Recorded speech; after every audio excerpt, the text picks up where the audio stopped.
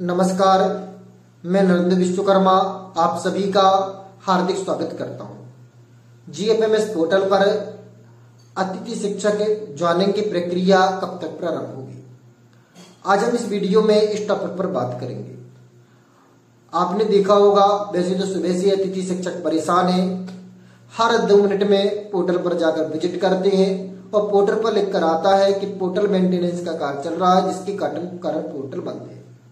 कहने का तात्पर्य भी अतिथि शिक्षकों की ज्वाइनिंग नहीं हो सकती है।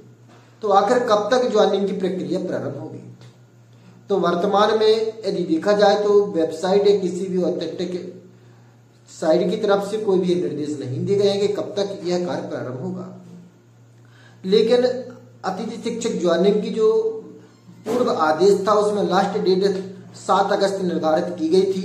इस कारण से 2 या 3 अगस्त को तक यदि अतिथि शिक्षक की भर्ती प्रक्रिया 7 अगस्त तक कंप्लीट करना है तो 2 या 3 अगस्त तक अनिवार्य तौर पर पोर्टल मेंटेनेंस कंप्लीट कर दिया जाएगा तो अतिथि शिक्षकों की भर्ती प्रक्रिया प्रारंभ हो जाएगी। और यदि इस 2 या 3 अगस्त तक जीएफएमएस पोर्टल पर अतिथि शिक्षकों की ज्वाइनिंग प्रक्रिया कंप्लीट नहीं होती है तो फिर पुनः आदेश आएगा जिसमें अतिथि शिक्षकों की ज्वाइनिंग प्रक्रिया बढ़ाने का आदेश दिया जाएगा। क्योंकि फिर आपके 2 या 3 दिनों में संपूर्ण एमपी में ऑल एमपी में अतिथि शिक्षक की भर्ती प्रक्रिया कंप्लीट नहीं हो सकती है। तो इस कारण से अतिथि शिक्षकों की जो भर्ती प्रक्रिया है बढ़ाने का आदेश जारी किया जाएगा।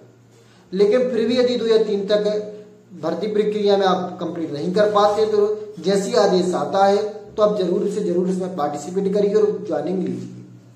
क्योंकि अंतिम समय का इंतजार मत करिए, क्योंकि आदेश में भी स्पष्ट दिया गया है कि यदि आप ज्वाइनिंग नहीं लेते हैं तो आपकी जो भर्ती है स्वतः निरस्त हो जाएगी। तो पोर्टल के साथ हमेशा बने रहिए, हमारे चैनल को सब्सक्राइब कर लीजिए, क्योंकि आपने देखा होगा हम सुबह से पल पल की न्यूज आपको लाकर आते हैं। सुबह 9 बजे, फिर 12 बजे, फिर 3 बजे रेगुलर तौर पर हम आपको अपडेट करते रहते हैं कि पोर्टल पर क्या चल रहा है।